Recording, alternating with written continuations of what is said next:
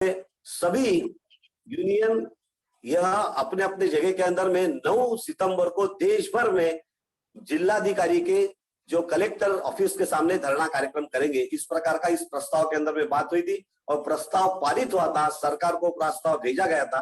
ये प्रस्ताव क्या है, यह पहली बात ध्यान रखिए कि भारतीय मजदूर संघ ये निश्चित रूप से चाहता है कि हमें कोई विरोध करना नहीं है, सरकार का विरोध हमें करना नहीं है, क्योंकि आज सरकार, आप जानते हैं कि सरकार को कोई विरोध करके कुछ लाभ हमें मिलेगा ऐसी बात नहीं है।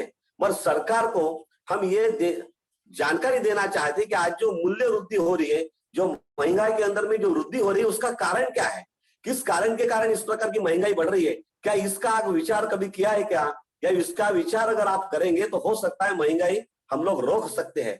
इसलिए ये पहली बात ध्यान रखिए कि सरकार का हमें विरोध करना नहीं है, सरकार को ये चेतावनी देना है, सरकार को इस प्रकार की बात बताना है वो क्या है, यही हम सब आपको सबको देखना है। एक एग्जाम्पल के तौर पर मैं कहता हूं कि यह जो मैं बात बता रहा हूं, यह हमारे श्रद्धेय दत्तोपंत ठेंगड़ी जी ने कई सालों से पहले ही बताया है। और ये पहला मुद्दा भारतीय मजदूर संघ के इस प्रस्ताव के अंदर में था कि कोई भी उत्पादन जो हम लोग करते हैं, उस उत्पादन की लागत मूल्य क्या होती है। आज तक आपने देखा रहेगा कि वहां पर एमआरपी लिखा जाता है और जो एमआरपी रहेगी उसी आधार पर हम लोग पैसा देते हैं, कोई भी देखने की जरूरत नहीं, हमें कोई शंका ही नहीं आती कि जो एमआरपी लिखा है वो देना है, वो 5000 एमआरपी है तो 5000 हम दे देंगे। मगर हमने ये कभी सोचा ही नहीं कि उसके मूल्य लागत क्या होती है, उत्पादन करने के लिए उसकी कितना खर्चा होता है, वो खर्चा कभी कोई बताता है क्या। यानी इसके बीच का जो लाभ है वो लाभ कोई एक आदमी ले रहा है और इस कारण ये महंगाई के ऊपर में महंगाई बढ़ रही है। आप कोई भी दवाई लेंगे तो आप देखा रहेगा जो एमआरपी रहेगी हम लोग ले लेते हैं, उसका लागत मूल्य है ये बता ही नहीं जाता है।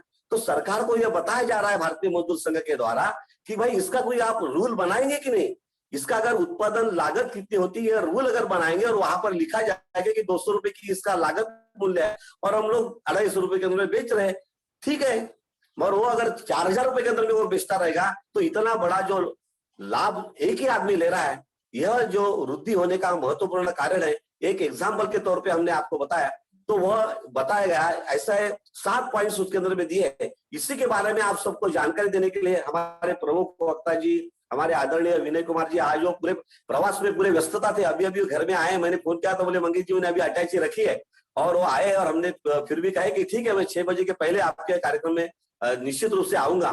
तो इस प्रकार का कार्य पूरे देश के अंदर में आज चल रहा है कि यह जो 9 सितंबर का कार्यक्रम पूरे देश के अंदर में होने वाला है, इसकी जानकारी हम सबको देना चाहिए, सबको बताना चाहिए। आप अपने अपने जगह के अंदर में बताने के लिए यह संगोष्ठी का कार्यक्रम हम लोगों ने रखा है।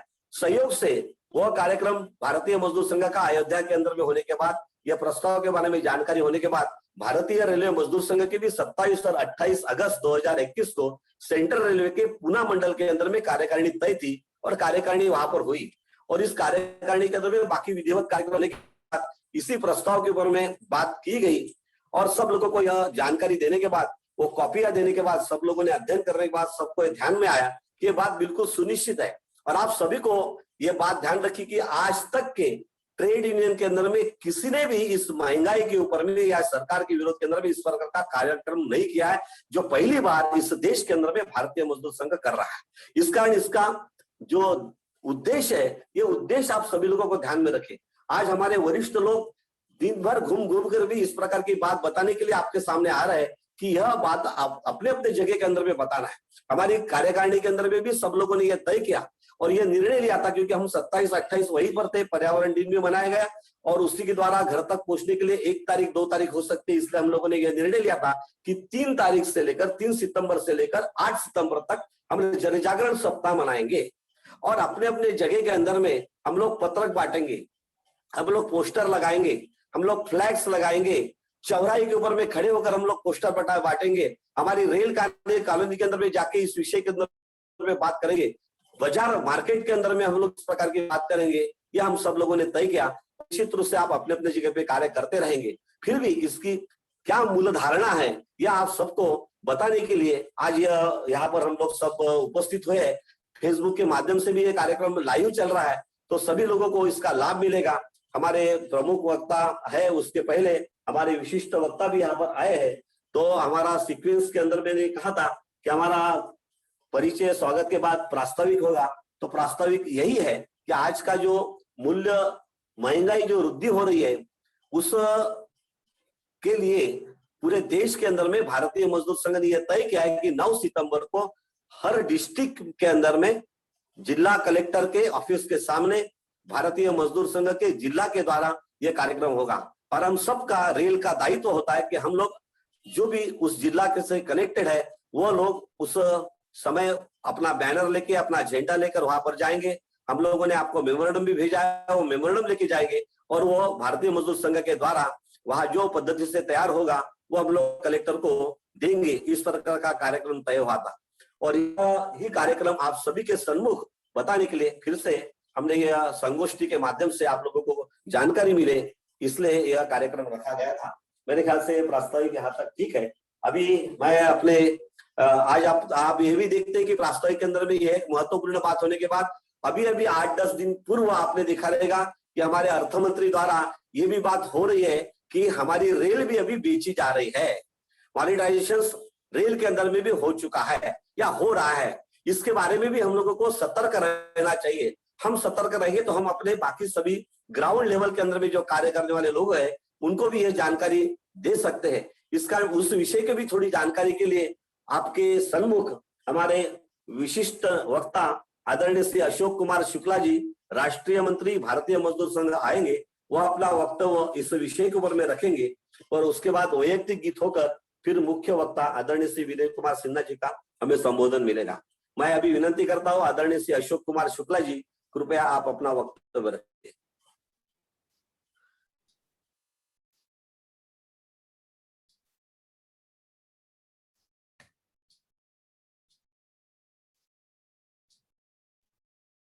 अनम्यूट कर लीजिए शुक्ला जी। आवाज मिल रही है? जी बिल्कुल आ रहा है सर। आ रहा है जी बिल्कुल आ रहा है। सम्माननीय अरविंद कुमार सिंह जी, अध्यक्ष भारतीय रेलवे मजदूर संघ, भारतीय मजदूर संघ के अखिल भारतीय महामंत्री श्रीमान विनय कुमार सिन्हा जी, भारतीय रेलवे मजदूर संघ के महामंत्री श्री मंगेश देशपांडे जी एवं भारतीय रेलवे मजदूर संघ के समस्त पदाधिकारी, यूनियनों के सभी पदाधिकारी एवं कार्यकर्ता बंधुओं एवं बहनों, जैसा कि प्रस्तावना में हमारे महामंत्री जी ने भारतीय रेलवे मजदूर संघ के संक्षिप्त में विषय को रखा है, अभी मुख्य विषय हमारे आज के जो मुख्य वक्ता हैं श्रीमान विनय कुमार सिन्हा जी, अखिल भारतीय महामंत्री भारतीय मजदूर संघ, वो रखेंगे। बीच में ब्रिज के नाते में थोड़ा सा विषय रखना चाहता हूं जो आप जानते भी होंगे फिर भी उसको दोहराना आवश्यक लगता है। मित्रों, महंगाई हमेशा बढ़ती ही रहती है। यह जो मॉडर्न इकोनॉमिक पॉलिसी है इसमें ऐसा इकोनॉमिस्ट कहते हैं कि अगर महंगाई आप बिल्कुल फ्रीज कर देंगे तो इकोनॉमी भी फ्रीज हो जाएगी, इसलिए महंगाई बढ़ेगी ऐसा इकोनॉमिस्ट मानते हैं। लेकिन यही महंगाई जब धीमी गति से बढ़ती है तो उसका प्रभाव जनमानस पर, आम जन पर, कॉमन पर्सन पर कम पड़ता है और वह धीरे धीरे रिकूप भी होती है। लेकिन जब यह महंगाई अचानक बढ़ती है, तीव्र गति से बढ़ती है और वर्तमान परिस्थितियों में जब आमदनी घटती है और महंगाई बढ़ती है तब यह महंगाई असह्य हो जाती है, बर्दाश्त से बाहर होने लगती है। वर्तमान में जो स्थिति चल रही है उसमें अर्थशास्त्रियों के, इकोनॉमिस्ट के सारे जो सिद्धांत हैं वो फेल हो रहे हैं। एक तरफ कहा जाता है कि जब मांग बढ़ेगी, आपूर्ति घटेगी तो महंगाई बढ़ेगी, किंतु वर्तमान समय में इसका ठीक उल्टा चल रहा है। आम लोगों की मजदूरों की, सभी लोगों की आय इस कोरोना काल में घटी है। तमाम से लोग बेरोजगार हो गए हैं, तमाम से लोगों का वेतन कट हुआ है। 1.5 तक 2 साल तक केंद्रीय कर्मचारियों का भी महंगाई भत्ता रोका गया है। सारा कुछ होने के बाद भी इसका मतलब जब हमारी आमदनी कम हुई है तो हम बाजार में, मार्केट में हमारी परचेजिंग पावर कम हुई है, लेकिन महंगाई बढ़ रही है। अर्थात जो एक सिद्धांत है मांग और आपूर्ति का, मांग बढ़ेगी, आपूर्ति कम होगी तो महंगाई बढ़ेगी। यह भी कहा जा सकता है कि कोरोना के कारण हमारा जो उत्पादन था वो घटा, उसके कारण महंगाई बढ़ी है। किंतु जिन क्षेत्रों में उत्पादन नहीं घटा है, जैसे आज सब्जियों का बात है, आलू है, प्याज है, टमाटर है, जो डे टू डे के हमारे सारी चीजें सब मार्केट में उपलब्ध है, लेकिन फिर भी उनका दाम बढ़ रहा है। इसका मतलब कहीं ना कहीं इकोनॉमिक जो प्रिंसिपल्स हैं उसमें कंट्राडिक्शन है। इस बात पर भारतीय मजदूर संघ के अखिल भारतीय कार्य समिति में चर्चा हुई। चर्चा के उपरांत प्रस्ताव पारित हुआ। आप सभी लोग जानते हैं कि केवल प्रस्ताव पारित करने से ही काम नहीं होता है, और एक नई स्थिति भी उत्पन्न हुई। जब भारत सरकार से भारतीय मजदूर संघ बात करता है तो भारतीय मजदूर संघ से कहा जाता है कि आप केवल प्रॉब्लम नहीं, प्रॉब्लम्स के साथ साथ सॉल्यूशन भी बताइए, उसका उपाय भी हमको सुझाव दीजिए।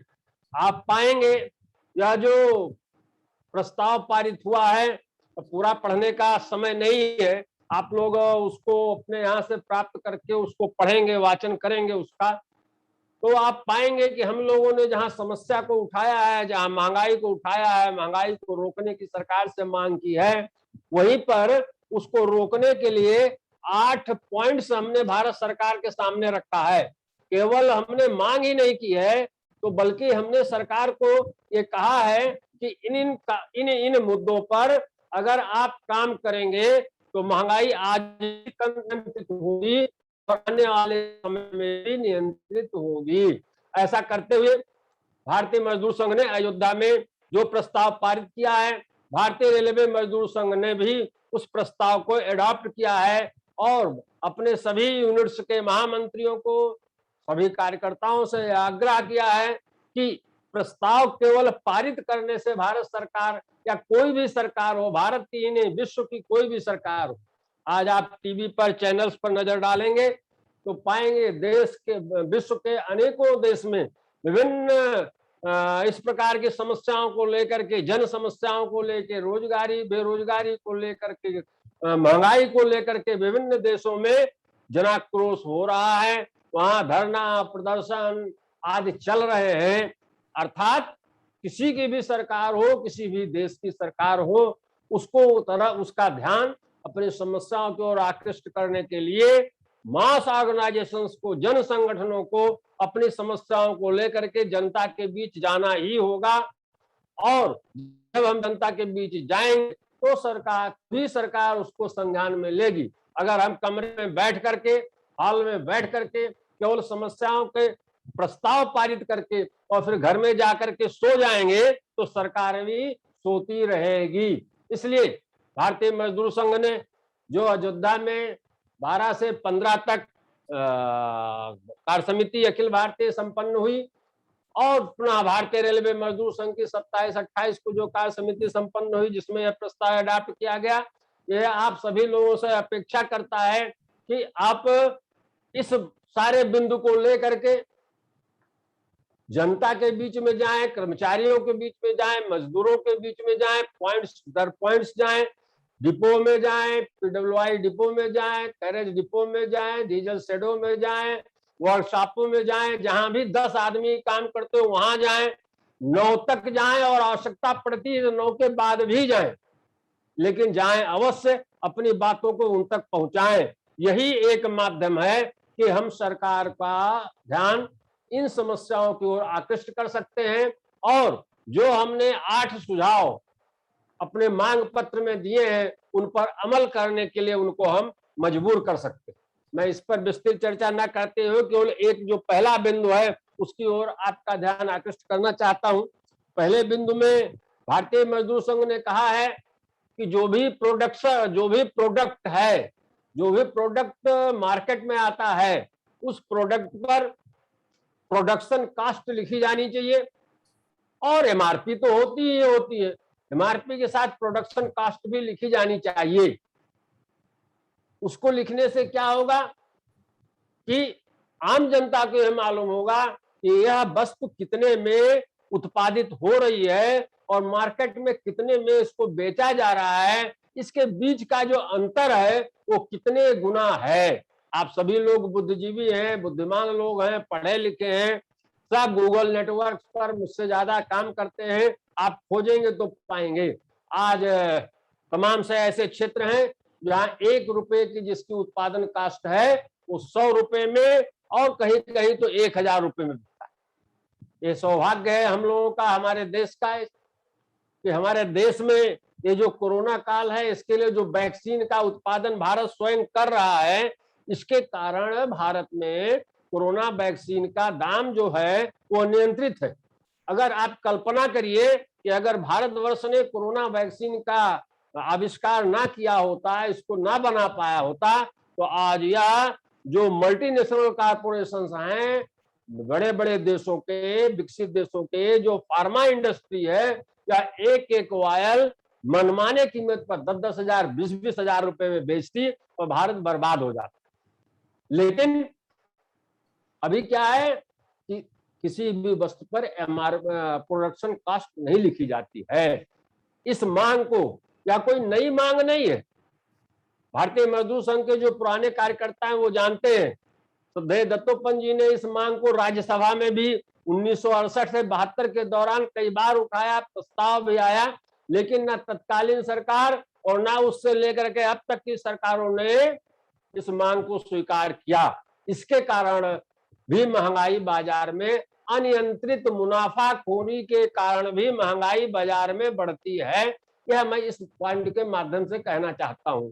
इस प्रकार से 8 जो बिंदु इस प्रस्ताव में दिए गए हैं, आप उन बिंदुओं को लेकर के आप लोगों के बीच में जाएंगे, जहां हम भारत सरकार से महंगाई को नियंत्रित करने की मांग कर रहे हैं, वहीं साथ साथ उसको ये बता भी रहे हैं कि क्या क्या करने से महंगाई नियंत्रित होगी। महंगाई नियंत्रित होने से इस देश के आम नागरिक का जीवन सुगम होता है, आम नागरिक का जीवन सरल होता है और वह अपना जीवन, दैनंदिन उपयोग की वस्तुएं आसानी से प्राप्त कर सकता है। क्योंकि जिस दिशा में, जिस गति से महंगाई बढ़ती है, उस गति से कर्मचारी की, मजदूरों की, सामान्य लोगों की आमदनी नहीं बढ़ती है। इसके कारण तत्काल उसका बजट पर प्रभाव पड़ता है। इसी प्रकार से आप सभी लोग जानते हैं, आज हम लोगों के मन में कभी कभी आता है इस पार्टी की सरकार है, इसके कारण, इस पार्टी की सरकार है, इसके कारण महंगाई बढ़ रही है, कम हो रही है, ज्यादा हो रही है। लेकिन एक वस्तु पर हम ध्यान दें जिसको हम पेट्रोलियम एंड पेट्रोलियम प्रोडक्ट्स कहते हैं। आप सभी लोग जानते हैं पेट्रोलियम का उत्पादन अपने देश में बहुत ही सीमित मात्रा में होता है। उसको कंपनियां विदेशों से मंगाती हैं, प्रोसेस करती हैं, प्रोसेस करने के बाद जो प्रोडक्ट होता है उसको बेचती हैं। उस पर वो अपना प्रोडक्शन कास्ट और कुछ टैक्स भी लगाती है जो सेंट्रल टैक्स के नाते जाना जाता है। लेकिन तमाम सी स्टेट्स हैं, जितना सेंट्रल टैक्स प्रोडक्शन कास्ट आज लेकर होता है, उसके अतिरिक्त उससे भी टैक्स विभिन्न स्टेट्स लगाती, जबकि उन स्टेट्स में ज्यादा कुछ उनको नहीं करना होता है। सारी पाइपलाइन, सारा प्रोडक्शन, ये जो सारा प्रोसेस है यह कंपनियां खुद करती हैं, लेकिन उनके आय का एक स्रोत है। और विभिन्न स्टेट्स में विभिन्न राजनीतिक दलों की सरकारें होती हैं, इसलिए हम किसी राजनीतिक दल के नाते आम जनता की समस्याओं पर अगर विचार करेंगे तो हम उनके साथ अन्याय करेंगे। आज किसी भी दल की सरकार हो, वह मजदूरों के साथ, मजदूरों के बारे में एक ही तरीके से सोचती है। इसलिए हमने अपने इस प्रस्ताव में यह भी मांग किया है कि पेट्रोलियम पदार्थों को भी जीएसटी के अंदर लाया जाए, ताकि यह जो विभिन्न मल्टी लेयर टैक्सेस इस पर लग रहे हैं, जिसके कारण पेट्रोलियम पदार्थों की महंगाई दिनों दिन बढ़ती जा रही है, आज सिलेंडर 1000 रुपए के आसपास हो गया है, उससे कम से कम मुक्ति मिल सके। तो इस प्रकार यह एक महत्वपूर्ण अभियान है। यह महत्वपूर्ण अभियान हम लोगों को लगातार चलाना होगा। और अंतिम बात कहते हुए, यहाँ पर आज प्रमुख रूप से रेलवे के कार्यकर्ता हैं। यह जो 9 तारीख को महाराष्ट्र में 8 को ही होगा, जहां तक मेरी जानकारी है, बाकी से क्योंकि वहां पर गणपति का त्योहार 9 सितंबर को है, इसलिए 8 सितंबर को ही महाराष्ट्र में यह कार्यक्रम होगा।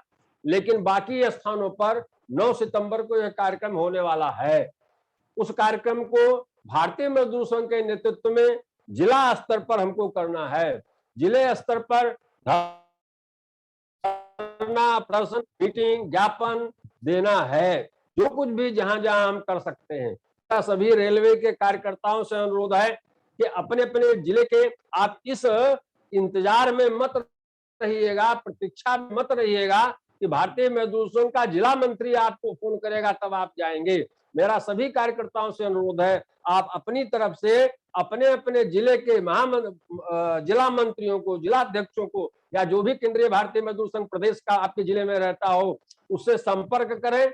9 तारीख 9 सितंबर को कार्यक्रम की क्या रूपरेखा है, उसके अनुसार अपना सहयोग वहां प्रदान करें।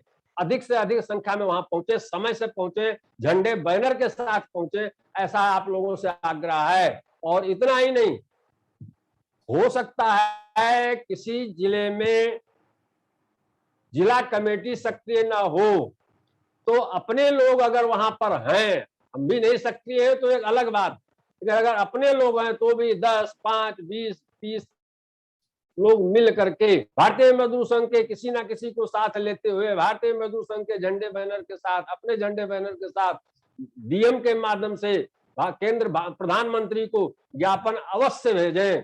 हम जितने अधिक जिलों में ज्ञापन भेजेंगे, जितनी अच्छी संख्या में हम कार्यक्रम में उपस्थित होंगे, जितनी अच्छी संख्या में अच्छी प्रकार से व्यवस्थित ढंग से हमारा कार्यक्रम होगा, उतने ही मात्रा में भारत सरकार हमारे इस जो जनता का जन विरोधी यह जो महंगाई है, जनता को जो पीड़ित कर रही है, जनता को व्यथित कर रही है, इसके बारे में उसका ध्यान आकर्षित होगा और वह और राज्य सरकारें मिलकर इस पर लगाम लगाने पर, इसको रोक लगाने के लिए बाध्य होंगी। इस अवसर पर मेरा इतना ही निवेदन है।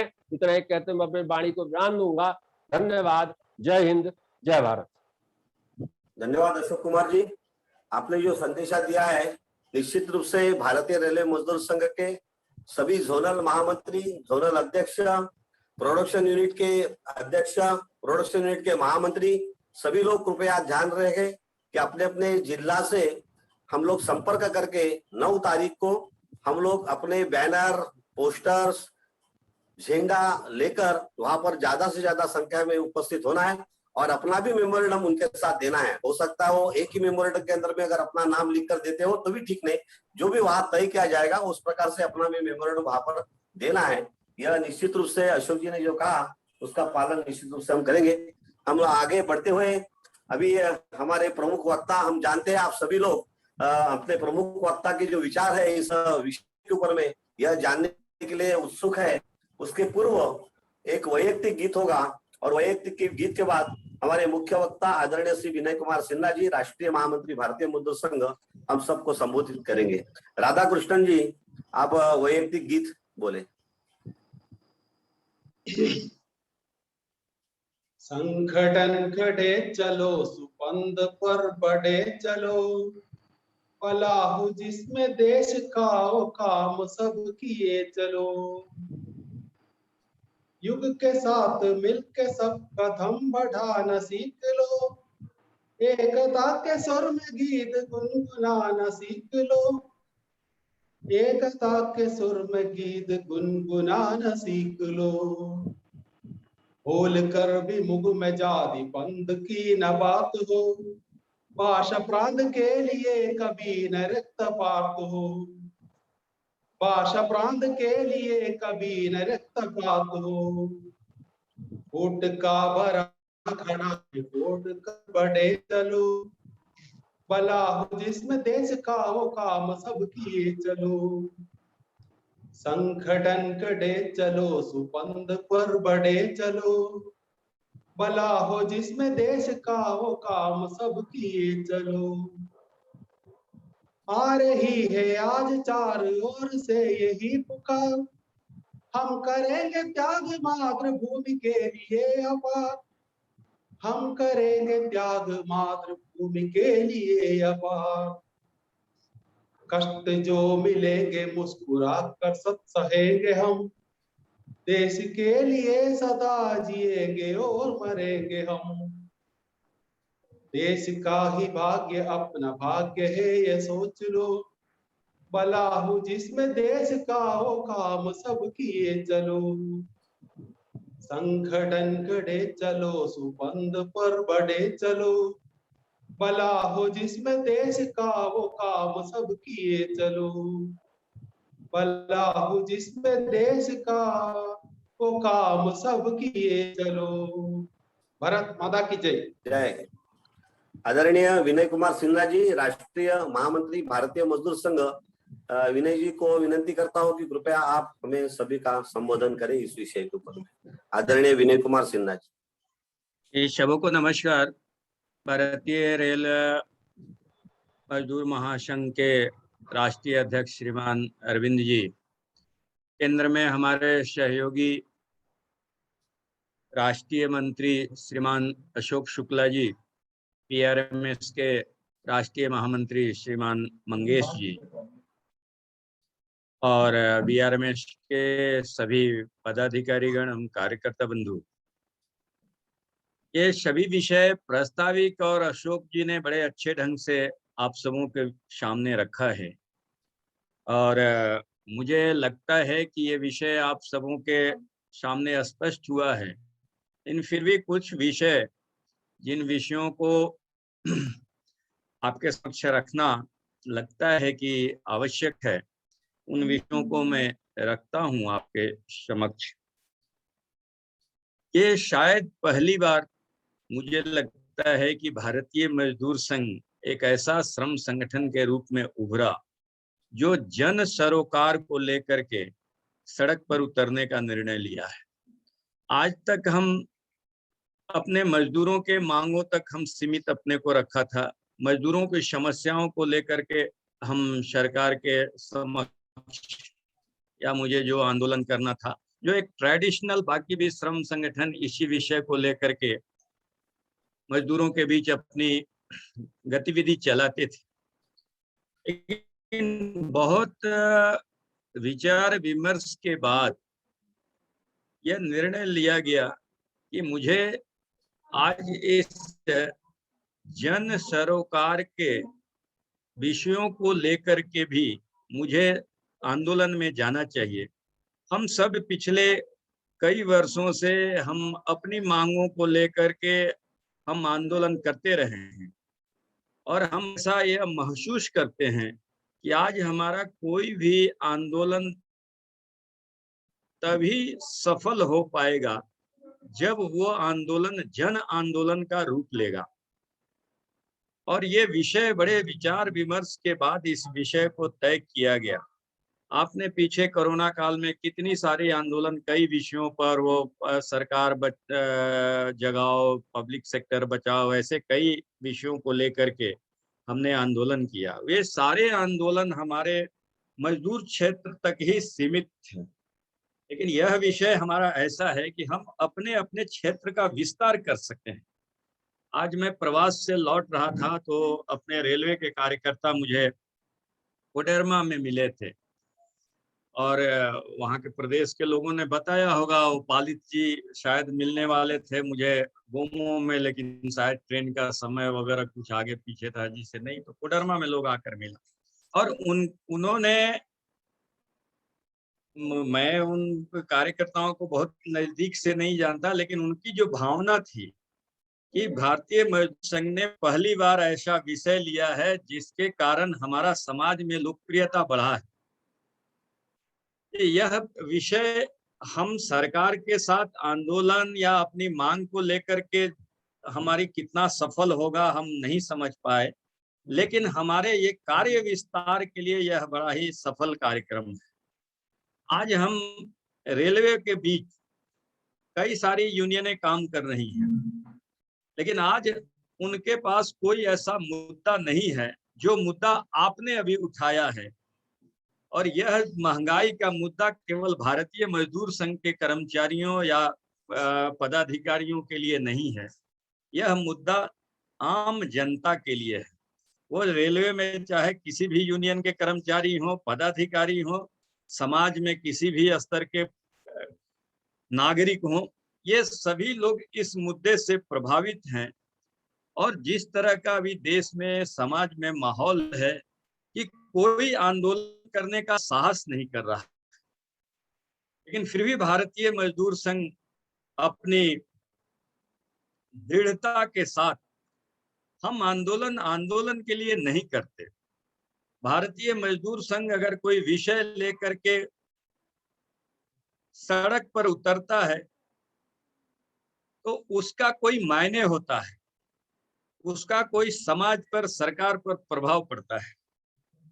पिछले दिनों मीडिया के लोगों ने हमसे यह प्रश्न किया, ये दो प्रश्न अमूमन लोग करते हैं कि भाई सरकार में भी आपके लोग बैठे हैं, आप भी उसी परिवार से हो, फिर भी आप आंदोलन में जा रहे हो। दूसरा विषय वो बोलते कि अभी इतनी आंदोलनें चल रही है, सरकार के कान पर जू नहीं रेंग रहा है, तो आपको क्या लगता है कि आप यह आंदोलन से सरकार को आप झुका पाएंगे, सरकार को समझा पाएंगे? मित्रों, भारतीय मजदूर संघ अगर कोई विषय को लेकर के आगे बढ़ा है तो चाहे सरकार हो, मीडिया हो, सबने उसको महत्व दिया है। अभी पिछले लगातार एक हफ्ते से मीडिया ने इसको इतना हाईलाइट किया है अपने अपनी तरह से, लोगों ने कि आरएसएस का संगठन अपने ही सरकार के विरुद्ध, कई तरह के ऐसे ये चल रहे हैं। लेकिन मित्रों, भारतीय मजदूर संघ अगर कोई आंदोलन का रूपरेखा तय किया है तो सरकार को भी यह समझ आती है कि यह संगठन अगर कोई मुद्दा लिया है तो उसको लॉजिकल एंड तक ले जाएगा।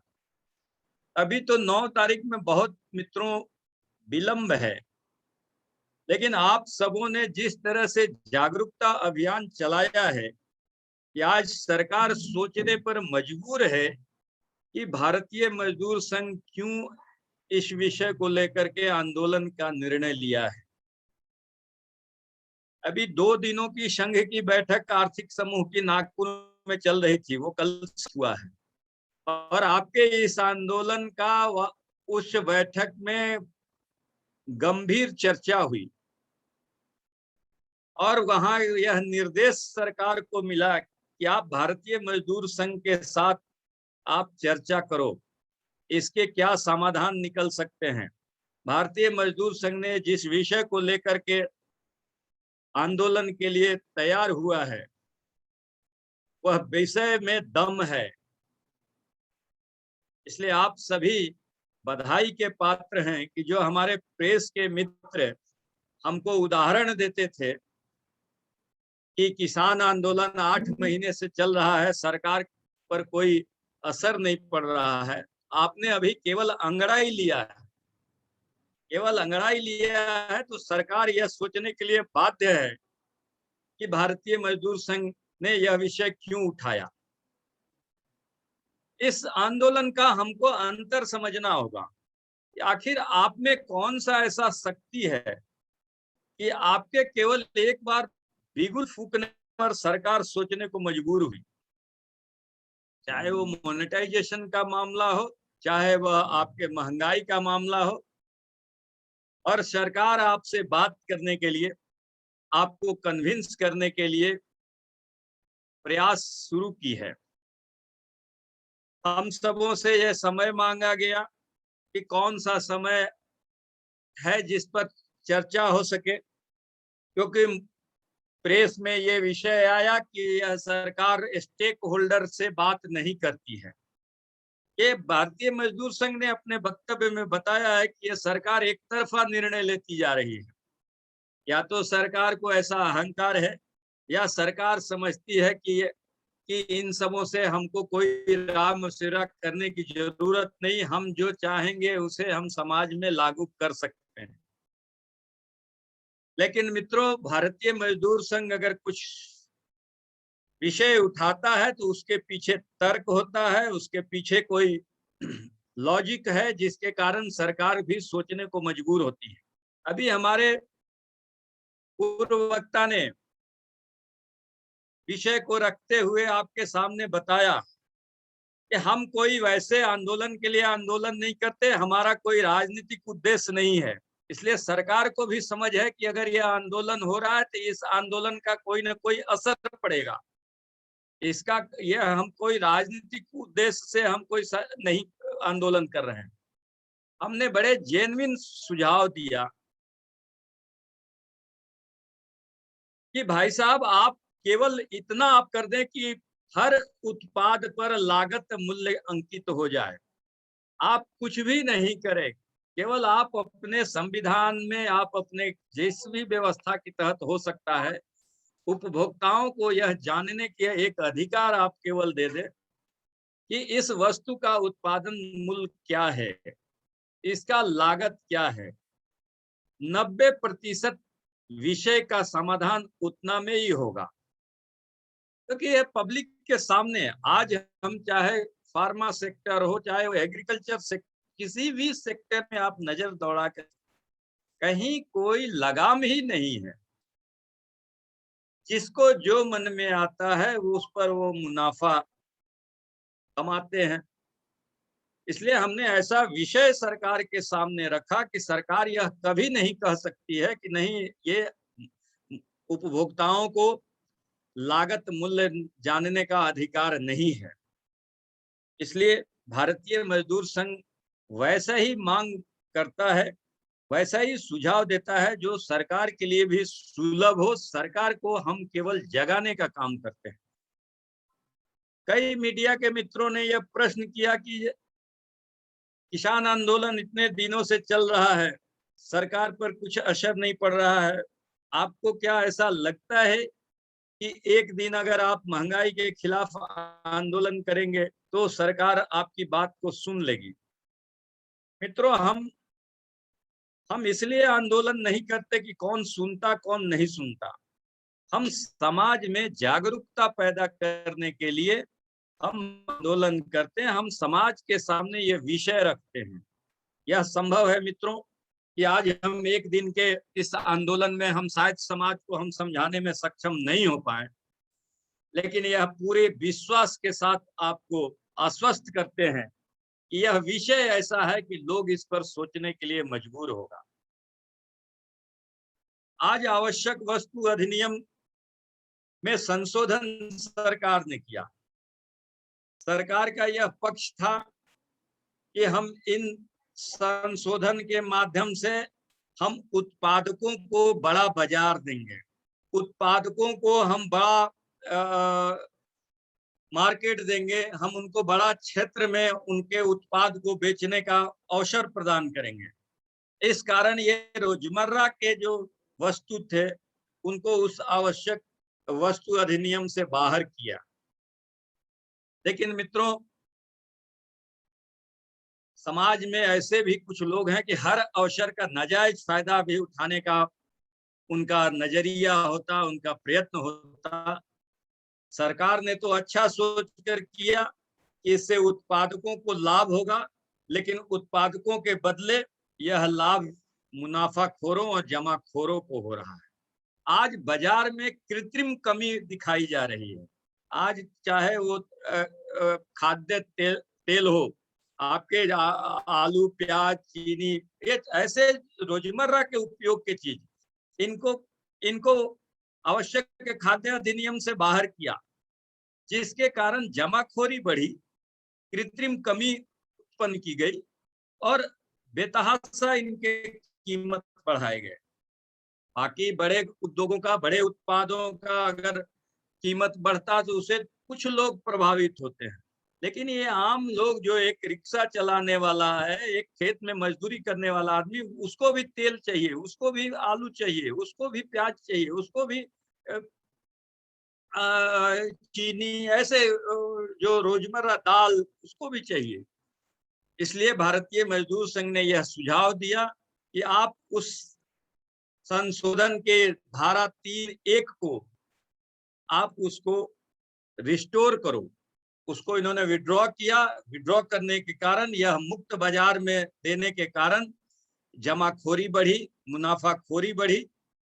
इसलिए भारतीय मजदूर संघ ने यह सरकार से मांग किया कि इसका मूल्य नियंत्रण के लिए इसे इस अधिनियम के अंतर्गत लाना चाहिए। आज हम कहते हैं कि वन नेशन वन टैक्स, तो वन नेशन वन टैक्स अगर सभी वस्तुओं में है तो आखिर पेट्रोलियम प्रोडक्ट में क्यों नहीं है? और पेट्रोलियम प्रोडक्ट के अगर एक चीज का कीमत बढ़ता है तो उसका प्रभाव अन्य अन्य वस्तुओं पर भी पड़ता है। वो ढुलाई के नाम पर, वो उसके ये के नाम पर उसके कीमत बढ़ा दिए जाते हैं, यातायात के नाम पर उसके कीमत बढ़ा दिए जाते हैं। और अगर आप सर्वे रिपोर्ट देखेंगे, ये पेट्रोलियम पदार्थ पर केंद्र सरकार के मात्र 5% की टैक्स है, लेकिन राज्य सरकारों का 55% टैक्स लगता है। और जितने उसके उत्पाद की, आज पेट्रोल के उत्पादन का खर्च 47 से 48 रुपया पर लीटर पड़ता है, लेकिन वो आपके मार्केट में आते आते ये राज्य सरकार, केंद्र सरकार और डीलर का कमीशन, इस तरह से आकर वो 100 रुपए के आसपास हो जाता है। इसलिए सरकार को इस पेट्रोलियम प्रोडक्ट को भी जीएसटी के अंदर लाना चाहिए। हर दूसरे तीसरे दिन पेट्रोलियम प्रोडक्ट की कीमत बढ़ते हैं, और इस पेट्रोलियम प्रोडक्ट के कीमत बढ़ने के कारण अन्य खाद्य पदार्थों के भी कीमत प्रभावित होते हैं। इसलिए हमने सरकार से यह मांग किया कि जिस तरह से आप अन्य वस्तुओं को आप एक tax, one nation one tax के तहत आपने जीएसटी लागू किया है, उस तरह से आपको पेट्रोलियम पदार्थ को भी इस पे लागू करना चाहिए। मित्रों, इसी प्रकार हमने सरकार से यह मांग किया कि आप अन्य वस्तुओं को, आप जो मजदूरों का, जो कर्मचारियों का जो आप कंपनसेशन देते हैं डीए, आप इतना उसको कंपनसेट कीजिए कि बाजार का जो मूल्य बढ़ रहा है वो उसको न्यूट्रलाइज कर सके। अभी अपने शुक्ला जी ने बताया कि केंद्र सरकार के कर्मचारियों को 1.5 वर्षों से डीए नहीं मिल रहा है, महंगाई भत्ता नहीं मिल रहा है। एक तरफ हम कोरोना के कारण हमारे आमदनी घटे हैं, हमारे खर्च बढ़े हैं स्वास्थ्य के क्षेत्र में, हमको डीए नहीं मिल रहा है, हमारी छटनी हो रही है, हमारे वेतन कट रहे हैं, और दूसरी तरफ इस महंगाई पर कोई नियंत्रण, सरकार के कोई प्रयास नहीं है कि ये महंगाई को नियंत्रित करे। तो आज ये पूरा वर्ग जो है सो सैंडविच हो रहा है। एक तरफ हमको कोरोना का मार, दूसरे तरफ महंगाई का मार। और मजे की बात तो ये है मित्रों कि ये सर्वे रिपोर्ट है कि मजदूरों की आमदनी घटी है, लेकिन उद्योगपतियों को इस बीच कोरोना काल में आमदनी कई गुना बढ़े हैं। ये बड़े आश्चर्य के विषय है। आप सबों ने देखा होगा, गृह मंत्रालय के कई ऐसे नोटिफिकेशन हुए कि कोरोना काल के सबको मिनिमम वेज देना, उनका वेज नहीं, वेतन नहीं काटना, लेकिन उद्योगपतियों ने सुप्रीम कोर्ट में जाकर के और सरकार को मजबूर किया कि सरकार यह वहां एफिडेविट करे कि हम रोक नहीं सकते। अगर उद्योगपति और मजदूर के बीच कोई सहमति बनती है तो वो कर सकते हैं। क्यों कोई उद्योगपति सहमति बनाएगा कि हम आपको बैठा करके देंगे? एक तरफ उनकी आमदनी बढ़ी, हमारा आमदनी घटा, और इस महंगाई के कारण हमारे और भी जो है सो हम परेशानी में रहे। इसलिए भारतीय मजदूर संघ इस विषय को लेकर के सड़क पर उतरने का निर्णय लिया। इससे हम समाज के प्रति भी हमारी लोकप्रियता बढ़ेगी और समाज में भी हमारी एक पहचान बनेगी। और जो आज समाज के लोग हैं, कल वो आपके रेलवे के मजदूर हो सकते हैं। आज अगर हमारे उनके बीच पैठ बनती है तो कल हमारे संगठन को भी उसका लाभ मिलेगा। इसलिए मुझे इस आंदोलन का, इस आशय को भी लेकर चलना, यह एक हमको अवसर मिला है, यह एक माध्यम है, हम आम जनता के बीच जाएं। अमूमन हम अपने संगठन के कार्यकर्ता अपने बीच हम आंदोलन कर लेते, लेकिन यह एक ऐसा अवसर है, एक ऐसा विषय है कि एक जन साधारण से जुड़ा विषय है। आप भारतीय मजदूर संघ क्यों इस आंदोलन को क्यों कर रहा है? हम केवल अपने लिए नहीं कर रहे हैं। आज तक जितने भी श्रम संगठन अपने अपने लोगों के लिए ही केवल वो सीमित होता, कोई भी आंदोलन होता तो उनकी मांगों के प्रति होता। इसलिए आज समाज में ट्रेड यूनियन की लोकप्रियता घटी है। लोगों को ट्रेड यूनियन के प्रति नकारात्मक सोच बढ़ी है। इसलिए यह एक अवसर है कि हम समाज में अपनी पैठ बनाएं, समाज में हम अपना एक पहचान बनाएं और यह हम समाज को स्थापित करने में सफल हो इस आंदोलन के माध्यम से कि हम रेलवे के कर्मचारियों के लिए यह आंदोलन नहीं कर रहे हैं। यह रेलवे के कर्मचारियों का केवल मांग नहीं है, यह आम जनता का मांग है और बाकी कोई भी नहीं आपके मांग को उठा रहा है। वो चाहे राजनीतिक दल हो, चाहे वो अन्य श्रम संगठन हो, कोई भी आपकी चिंता नहीं कर रहा है। और भारतीय मजदूर संघ ही एक ऐसा श्रम संगठन है जो केवल अपनी श्रमिकों के लिए ही नहीं बल्कि आम जनता के मांगों को लेकर के आंदोलन और आपकी आवाज को सरकार तक पहुंचाने के लिए हम प्रयत्न करते हैं। इसलिए इस अवसर का मुझे इस रूप में भी प्रस्तावित करना है आम जनता के बीच। आप अपने मोहल्ले में, आप अपने बाकी यूनियन के कर्मचारियों के बीच इस विषय को लेकर के टेबल टॉक हो। आपके जिस तरह से भी आप इसको कर सकते हैं, लिफलेट बांटना, अपना जो प्रस्ताव है उस प्रस्ताव की कॉपी का वितरण करना, ऐसे ये जन जागरण के अभियान को ये बहुत आप सभी बधाई के पात्र हैं कि रेलवे में कम से कम बीआरएमएस में पिछले समय से अच्छी सक्रियता आई है, आप सबों की अच्छी भागीदारी हो रही है और मुझे विश्वास है कि इसका लाभ बीआरएमएस को आने वाले दिन में अवश्य मिलेगा और आप सब इसी तरह से सक्रियता बनाए रखेंगे। मुझे लगता है कि एक दिन ऐसा आएगा, आप सबों ने बहुत कड़ी मेहनत की है, कड़ी तपस्या की है, आपने बहुत उपेक्षा भुगता है, लेकिन शायद अब उसका इंतजार का समय खत्म होने वाला है। जिस तरह का आपने सक्रियता कायम की है, अगर यह कायम रहा तो आने वाले दिन में आपकी रेल उद्योग में ही नहीं समाज में भी एक पहचान बनेगी। मित्रों, एक दूसरी विषय अभी सरकार ने मोनेटाइजेशन का लाया। मोनेटाइजेशन के मामले में भी भारतीय मजदूर संघ का विरोध है। भारतीय मजदूर संघ से अभी 31 अगस्त को एक कार्यक्रम में मंत्री आए थे, उन्होंने प्रश्न किया कि भारतीय मजदूर संघ मोनेटाइजेशन का क्यों विरोध कर रहा है। तो सरकार, हम किसी कर्मचारी का तो हम कोई हित का अनदेखी नहीं कर रहे हैं, यह सामान्य प्रश्न है। यह जब कभी भी हम किसी इंडस्ट्री के प्राइवेटेशन, कॉर्पोरेशन या प्राइवेटेशन मोनेटाइजेशन की बात करते हैं तो बड़ी उनके पास बना बनाया उत्तर होता है कि हम आपके किसी हित पर तो आघात नहीं कर रहे हैं, आपके हितों की हम रक्षा कर रहे हैं, ये आपका विषय तो नहीं होना चाहिए।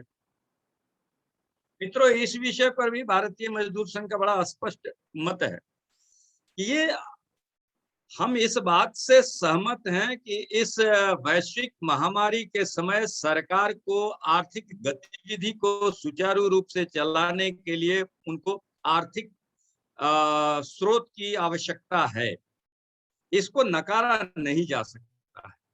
लेकिन मित्रों, यह भी उतना ही सत्य है कि केवल मोनेटाइजेशन ही इसका विकल्प नहीं हो सकता। ये उसी प्रकार है, हमको जब अवसर आता है, जब ऐसी परिस्थिति आती है तो हम हम अपने घर के गहने गिरवी रखते हैं, हम अपने घर के गहने बेच करके हम उस परिस्थिति से उबरने का प्रयास करते हैं। लेकिन ऐसी कोई स्थिति नहीं आई है कि सरकार को जो है ये संपत्ति को बेच करके दूसरे कामों में लगाने का आवश्यकता है। यह भारतीय मजदूर संघ इससे सहमत नहीं है। सरकार का यह तर्क है कि हम अगर मोनेटाइज करते हैं, हम लीज पर कर रहे हैं, हम बेच नहीं रहे हैं, ओनरशिप हमारी रहेगी। हम बेकार पड़े हुए संपत्ति को हम बेच करके हमको अग्रिम आमदनी हो रही है कि हमको जो 5 साल बाद पैसा मिलता, वो पैसा हम एडवांस हमको मिल जा रहा है, जिससे हम आर्थिक गतिविधि को रास्ते पर लाएंगे तो उससे रोजगार बढ़ेगा। भारतीय मजदूर संघ इससे सहमत नहीं है। भारतीय मजदूर संघ यह सुझाव देता है कि आपके पास और भी कई विकल्प हैं। रोजगार इससे कितना बढ़ेगा मुझे नहीं पता, लेकिन आप इस पैसे को आप इंफ्रास्ट्रक्चर में खर्च करके प्राइवेट लोगों को आप सहयोग करने जा रहे हैं। हमने उनके सामने विकल्प दिया कि ठीक है, अगर आपको ऐसा लगता है कि बिना मोनेटाइजेशन, बिना ऐसा जो डेड प्रॉपर्टी है उसको बिना बेचे हमको पैसा नहीं आ सकता है, तो आप इतना तो आप कर सकते हो कि जिस इंडस्ट्री के संपत्ति को आप मोनेटाइज कर रहे हो, उस पैसे से उस इंडस्ट्री को आप रिवाइव करो। हम रेलवे के प्रॉपर्टी बेच करके अदानी अंबानी को सुविधा मुझे देना है, हम उनको चकाचक रेल के लाइन बना करके देंगे कि उस पर वो रेल चलाएंगे। हम उनको चकाचक ये डेवलप करके हम प्लेटफॉर्म देंगे, हम उनको रोड बना करके देंगे और उस पर वो टोल टैक्स कमाएंगे।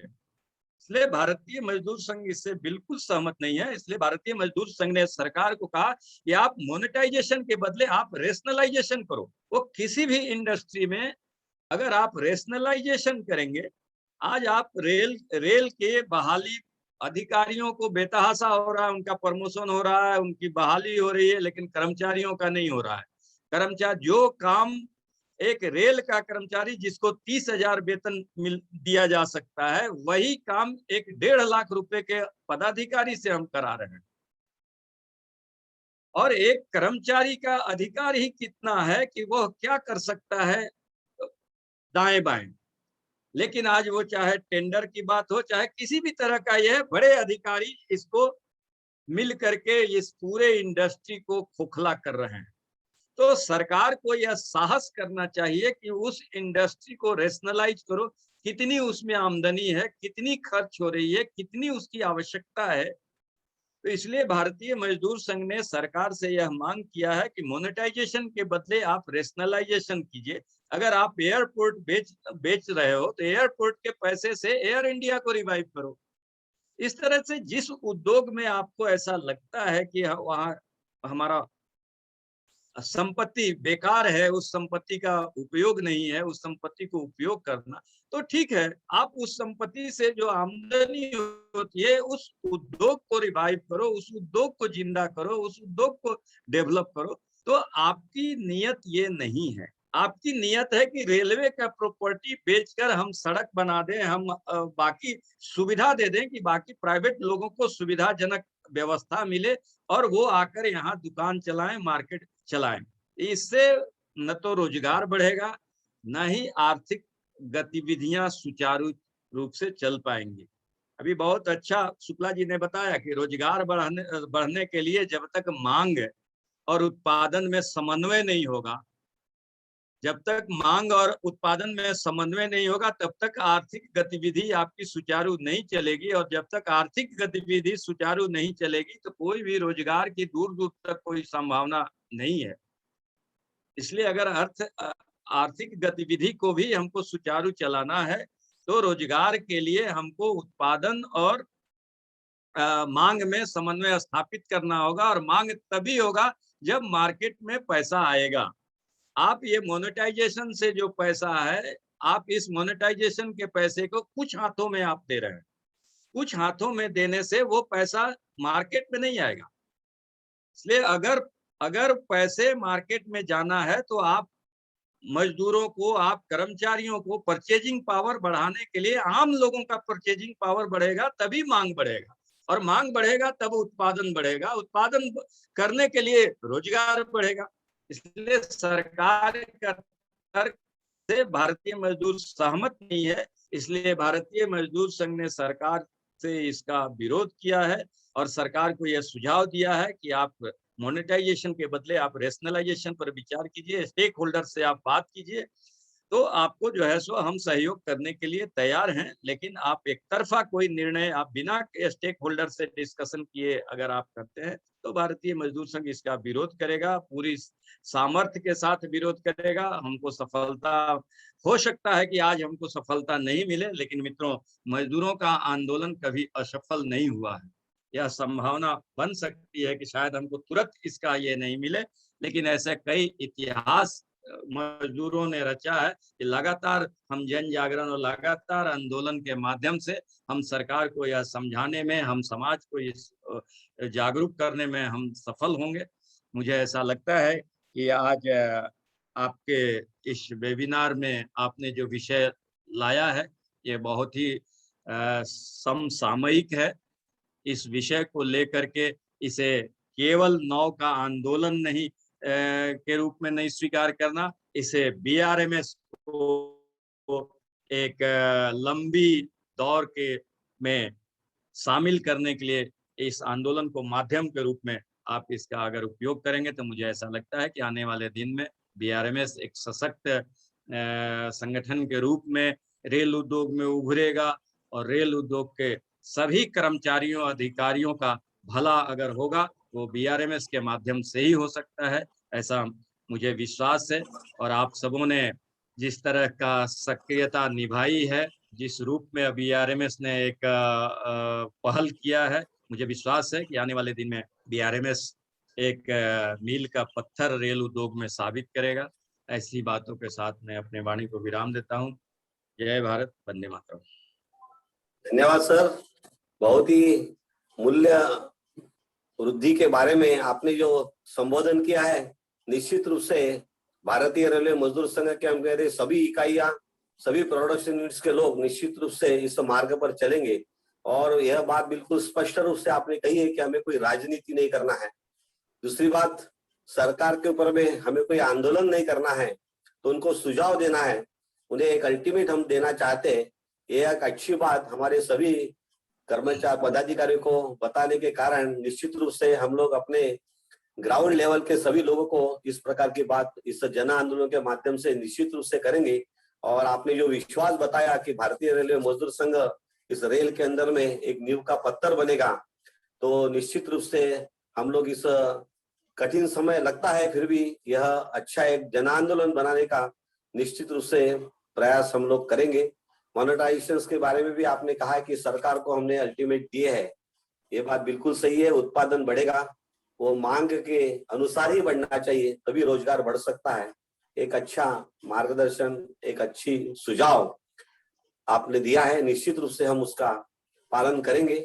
और यह 9 तारीख का कार्यक्रम निश्चित रूप से करेंगे। आपने जो कहा बिल्कुल सही बात है कि 9 तारीख यही सिर्फ उद्देश्य नहीं है, तो एक जन आंदोलन हमको आगे तक बढ़ाना है और इसकी एक बिगुल है, ये बिगुल बजाया अभी, और इस प्रकार का कार्यक्रम हम आगे बढ़ाएंगे। आप ने जो भी किया इस मार्गदर्शन के आधार पर लोग निश्चित रूप से आगे बढ़ेंगे। बहुत बहुत धन्यवाद भारतीय रेलवे मजदूर संघ की ओर से आपको। इस कार्यक्रम के अंतिम चरण के अंदर में हम लोग अभी जा रहे हैं। हमारे राष्ट्रीय अध्यक्ष आदरणीय अरविंद कुमार सिंह जी को विनंती करता हूं कि कृपया आप इस कार्यक्रम का समापन करके धन्यवाद बताकर कार्यक्रम समाप्ति की घोषणा करें। आदरणीय श्री अरविंद कुमार सिंह जी, आज हम लोग भारतीय रेलवे मजदूर संघ की तरफ से वेबिनार में सब जुड़े हैं। इस अवसर पर हम सब लोगों का मार्गदर्शन करने के लिए भारतीय मजदूर संघ के महामंत्री श्रीमान विनय कुमार सिन्हा जी, भारतीय मजदूर संघ के मंत्री श्रीमान अशोक शुक्ला जी, हमारे महामंत्री एवं भारतीय रेलवे मजदूर संघ के सभी वरिष्ठ, ज्येष्ठ, श्रेष्ठ कार्यकर्ता बंधुओं, एक महत्वपूर्ण विषय पर संगोष्ठी के लिए, विचार के लिए हम सब लोग यहाँ एकत्रित हैं। और प्रारंभ में हमारे महामंत्री जी ने प्रस्तावना रखा विषय का, और फिर श्रीमान अशोक जी ने, और बाद में श्रीमान सिन्हा जी ने विस्तार पूर्वक आज के इस संगोष्ठी के संबंध में विस्तार से हमें जानकारी दी।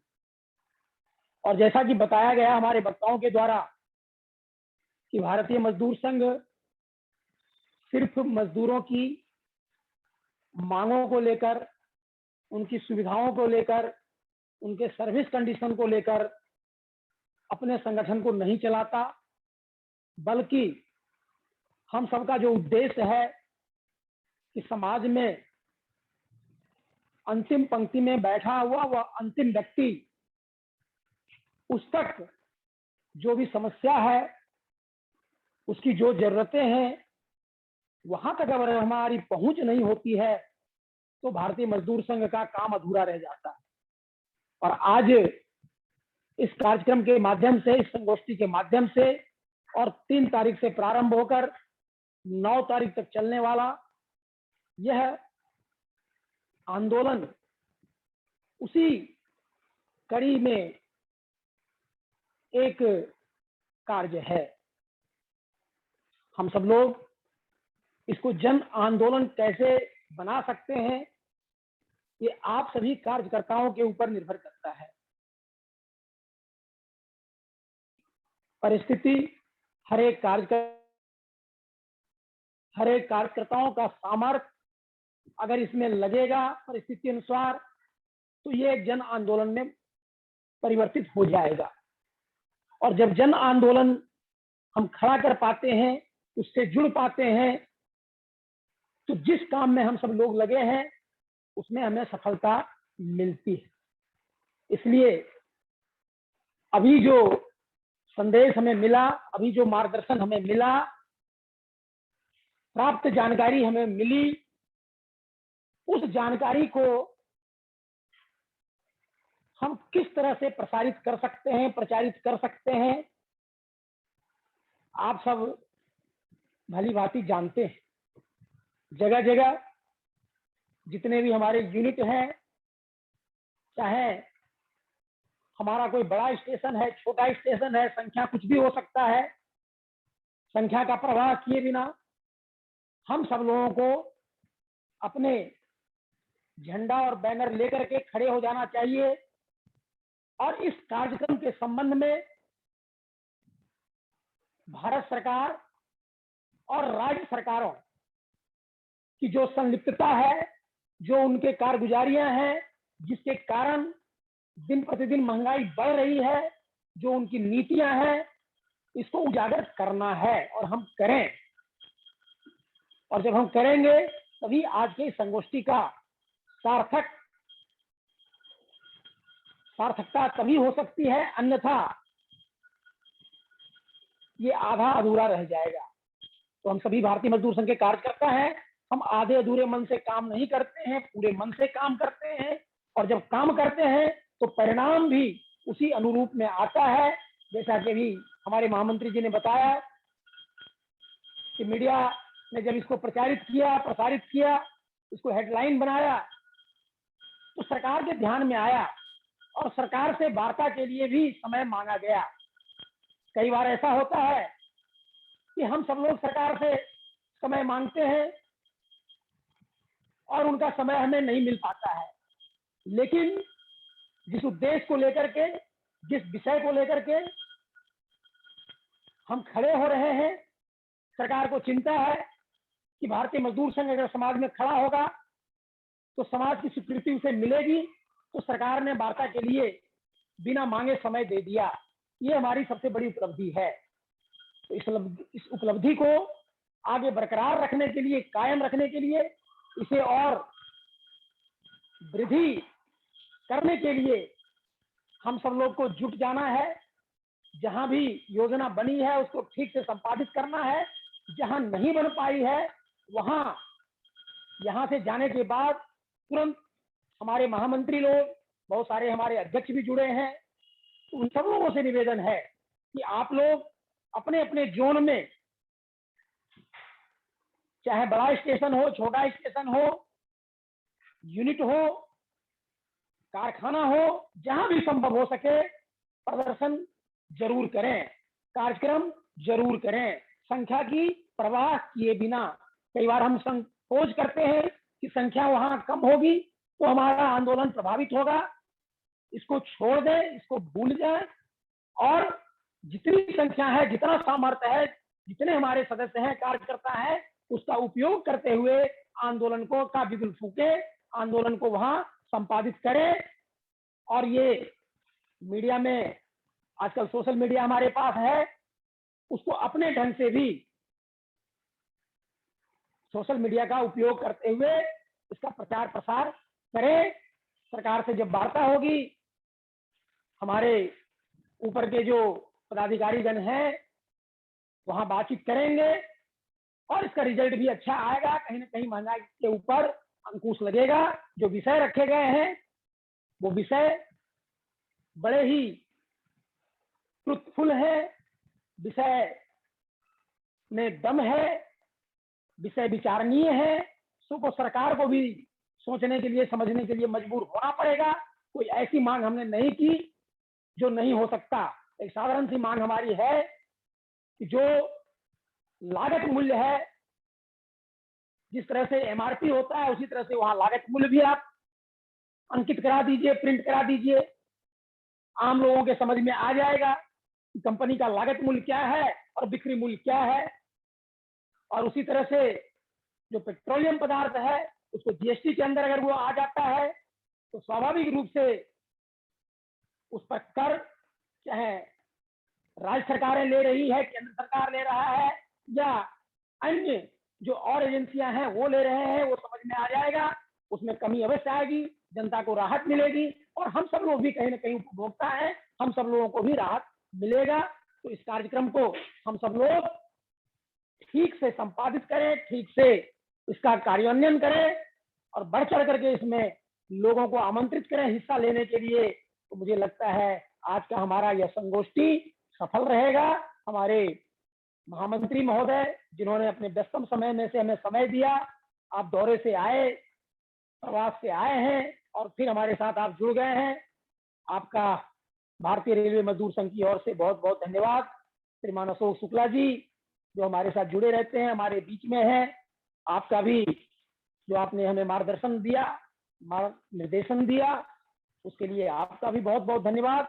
और सबसे अधिक धन्यवाद आप सभी पदाधिकारियों का, कार्यकर्ताओं का, क्योंकि हम लोग आपको जल्दी जल्दी, चाहे वो वेबिनार हो, चाहे वो अन्य माध्यम हो, रोज ही तकलीफ देते हैं, रोज ही आंदोलन करने के लिए आपको कहते हैं और आप उसको संपादित करते हैं। इसलिए आपका सबसे अधिक धन्यवाद करते हुए मैं समझता हूं कि और इस विषय में कुछ जोड़ने के लिए मेरे लिए नहीं रह गया। जो भी मैं बोलूंगा वो दोहराना होगा, तो ये अच्छी स्थिति नहीं रहेगी। जितना भी हम सबको मिला है पाथे, उतना पाथे लेकर के हम लोग कल से अपने अपने फील्ड में जुड़ जाएं, अपने अपने कार्यस्थल में जुड़ जाएं। उसकी सफलता जितनी भी मिलेगी वो सब भारतीय मजदूर संघ के लिए एक आगे जो आंदोलन, बड़ा आंदोलन होने वाला है, उसके लिए एक रास्ता खुल जाएगा। इतना कहते हुए मैं आप लोगों को पुनः नमस्कार करते हुए, शुभ रात्रि कहते हुए पुनः सबका धन्यवाद करता हूं और आज के इस वेबिनार को यहीं स्थगित करने की घोषणा करता हूं। नमस्कार। भारत माता की जय। धन्यवाद सर, सभी को नमस्कार। कार्यक्रम की समाप्ति हुई। धन्यवाद सभी को।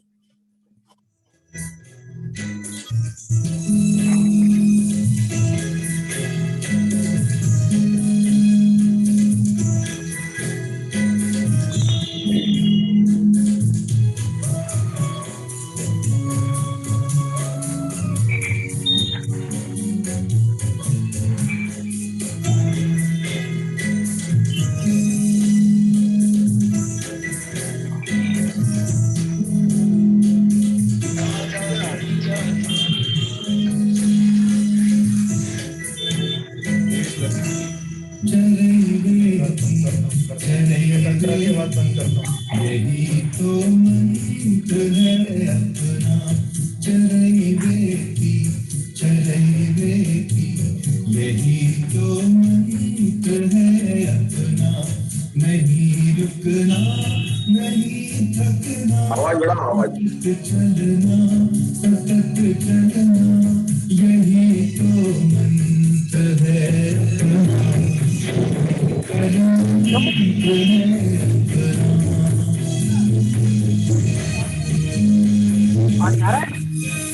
ठीक है, अशोक जी धन्यवाद, तुलसीदास जी।